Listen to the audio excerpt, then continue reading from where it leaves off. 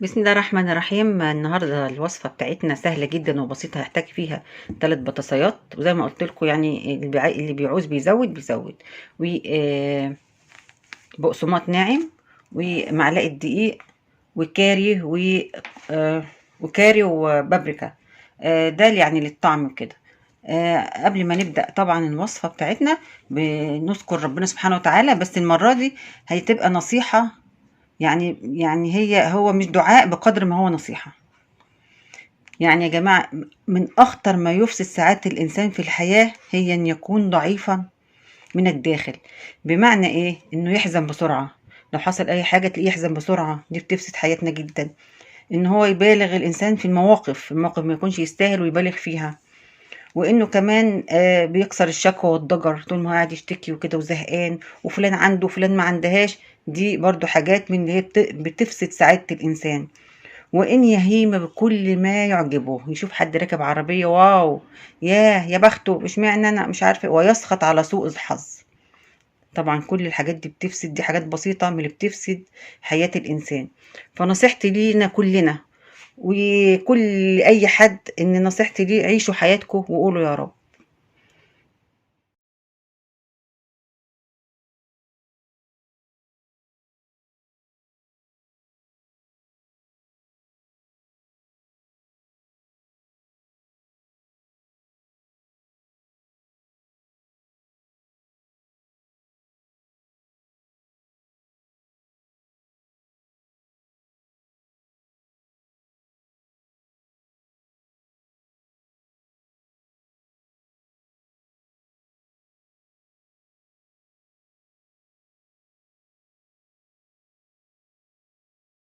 بعد ما تقشروا واتغسلوا، هحطهم بقى يتسلقوا على النار. عايزه تحطي معاهم ملح، عايزه حطي، عايزه تحطي بعد كده حطي.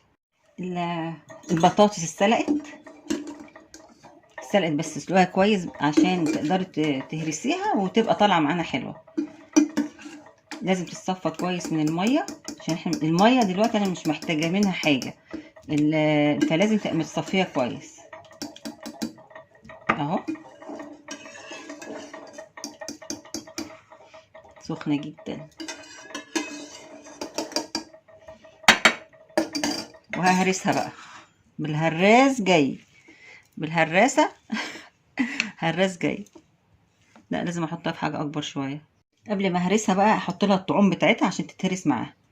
عايزه تكتري، عايزه تحطي اي طعوم حطي. انا هحط بس حاجات بسيطه كده من البابريكا، وهحط سنه كمون صغنونه كده، وهحط كاري برضو سنه صغنطوطه كده، مش كتير، مجرد الطعم يعني والشكل كده. وبعدين الملح. طبعا الحاجات دي زي ما انت عايزه، تكتري فيها كتري، عايزه تقللي براحتك. وهرسها بقى كلها كده. واتهرست طبعا حلو كويس جدا، ومعاها التوابل بتاعتها او الطعوم بتاعتها اللي انت عايزاها. هبتدي بقى اجيب كيس بلاستيك من اللي هو بتاع التلاجة، هحطه فيها.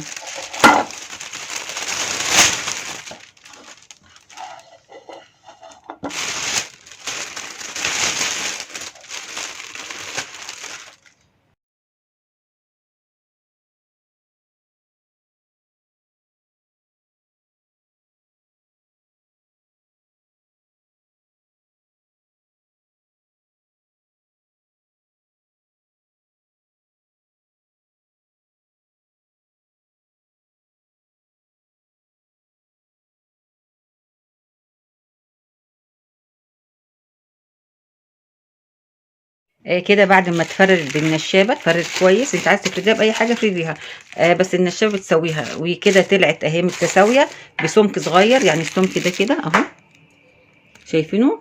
هي لما تبرد شويه بس هحطها في التلاجة، ولما تطلع من التلاجة هوريكم السمك بتاعها، وهنشوف بقى هنعمل فيها ايه تاني. لما عملت كل حاجه، شايفين خرجتها من الكيس تاني ازاي؟ عارفين ليه؟ عشان يستحط الدقيق. كل ده من هالراس. حطيت حوالي معلقتين دقيق، وههرسها واعمل بقى الخطوات اللي هي فاتت دي. احطها في الكيس وافردها بالنشابه، وبعد كده احطها في التلاجة شويه. يا دختك يا نوجة، بعد ما طلعتها من الكيس وحطيت عليها معلقتين دقيق وعجنتها، حطيت عليها معلقتين دقيق زيت عشان ما تلزقش معانا اهي. وفردتها اهو كله عشان خاطركم، انا لولا التصوير انا ما كنتش، كان زماني مخلصه من بدري يعني اهو. وبعد كده بقى احطها في التلاجة. نسيت ايه حاجه؟ لا ما نسيتش، الحمد لله ما نسيتش ان شاء الله اهو. هحطها في التلاجة بقى، بعد ما تطلع من التلاجة هنشوف هنعمل فيها ايه تاني. بعد ما حطيتها في الكيس طبعا عشان عايزه ان انا اشكلها، هقصها بقى كده في كده. انا مش عارفه اخرجها بالشكل اللي انا عاملاه المربع ده. اوبس. طيب تظبط بقى كده، وبعدين هرش عليها شويه دقيق علشان خاطر تتظبط شويه كمان، لانها لقيتها طريه شويه وانا مش عايزاها طريه.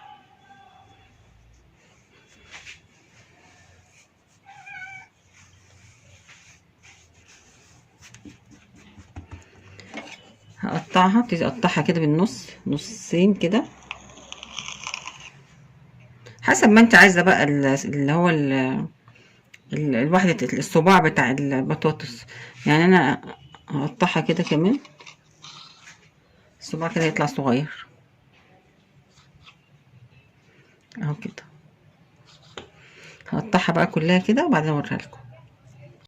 انا مش عارفه الوصفه دي حتى نقراها من نقري ليه، يعني انا بعد ما انا فردتها وجيت اعملها صوابع، راحت بنتي جايه قايله لي طب ما نعملها كور احسن. قلت لها طب ما نعملها صوابع زي الكفته، رحت عجنها تاني من اول وجديد وعملت صوابع. مش عارفه ايه حكايه الوصفه دي. دلوقتي انا حطيت زيت على النار، لازم يبقى سخن جدا، انا ما حطيتش كتير زيت، انا مش عارفه اخرة الوصفه ايه معايا. فهحط الزيت كتير، حطيت زيت كتير على النار وهو دلوقتي بيسخن. وحطيت البطاطس اهي في الزيت، بس الزيت يكون سخن قوي، ومش هقلبها غير لما تاخد لون من تحت علشان ما تبهدلش الدنيا. ما اشوف كده، بسم الله الرحمن الرحيم. بدات تاخد لون اهو، هقلبها بقى ونشوف اخرتها ايه بقى معاها البطاطس دي. بس هتبقى جميله جدا، طعمها حلو قوي قوي على فكره. بصوا لما قلبتها، شايفين؟ تستاهل التعب وتستاهل المجهود اللي عملته فيها. واخيرا خلصت الوصفه اللي معمول لها سحر. شوفوا بعد ما اتحمر، شايفين حلو ازاي بقى، ومقرمش وجميل كده اهو. اهو بصوا طريه بقى كده اهي، وشوفوا لونها عامل ازاي بقى من الحاجات اللي احنا حطينا فيها، طعمها رائع. يلا اعملوا بقى الوصفه دي، بس ما تتعبوش فيها زي ما اختاروا لكم بقى انتوا هتعملوها ازاي، صوابع ولا كفته ولا كور ولا ايه. يا رب تعملوها وتطلع احسن من اللي انا عملتها كمان. الف هنا وشفا ليكم لما تعملوها.